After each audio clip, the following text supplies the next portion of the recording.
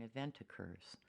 Such readings have provided very specific signposts, helping clients become aware of upcoming issues or events along the way. I was born and raised in Los Angeles. I grew up around my Aunt Dorothy, a spiritual reader for over 50 years, and my mother's friend Rachel, a card reader. My childhood gift of sight was very clear to everyone except me. In my early teens, I was introduced to the legendary psychic Peter Hurkos, who in 1964 had worked on the Boston Strangler case, and psychic and astrologer Jean Dixon, who had famously predicted the assassination of President John F. Kennedy. On sight, they recognized and nurtured my psychic gifts, helping me to grow as a person and teaching me to trust what I saw in my readings. Over the years, Peter and Jean exhibited a deep and abiding trust in my gift, repeatedly referring many of their longtime clients to me for readings. We remained good friends for the remainder of their lives. It started out with simple things in everyday conversations, no big revelations. Then, quite literally, no matter who I was talking to, I would unconsciously start giving them a reading, as my gift took over every word that came out of my mouth. I couldn't help but notice the startled looks on people's faces after a 10 or 15-minute conversation. They would stare at me and say, "How did you know that?" I was already very shy, so freaking people out just by talking was driving me crazy. I had no idea how weird this was for people, to meet some young girl who knew intimate details about them and spoke to them like she was living their life. I was just being myself without realizing that whatever I was saying was completely unnerving to almost every person I spoke with. I couldn't open my mouth without predictions falling out.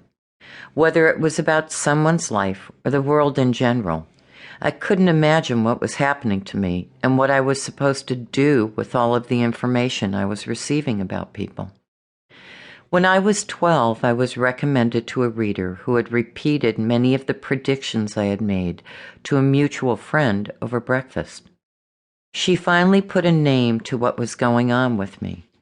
She told me that I was a psychic and that I would be doing the work.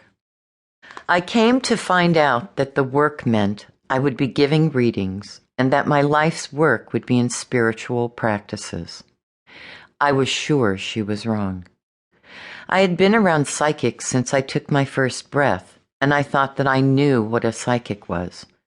My readings were nothing like my Aunt Dorothy's or my mother's friends, or the way my mother's intuition was exhibited. And though I had already started giving readings, the only people I would even agree to read for were other psychics, because I absolutely refused to accept the fact that being a psychic was God's plan for me. Shortly thereafter, my world simply fell apart. Major health, family, and money issues engulfed every part of my life. Finally, I asked God if he was mad at me.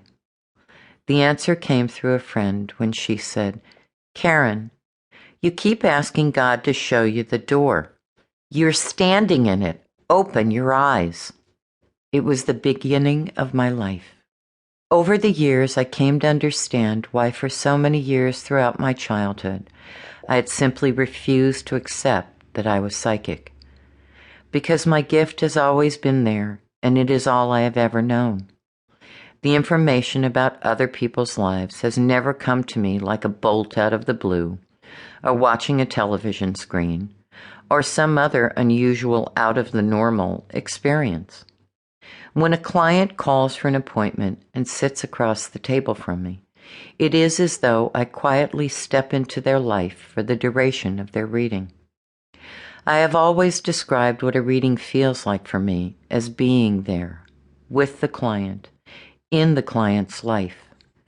I see what the client sees and will see, feel what they feel and will feel, and experience what they are experiencing and will experience. I am not looking at something outside of myself. It is as though I am right beside them, seeing and experiencing what they are seeing.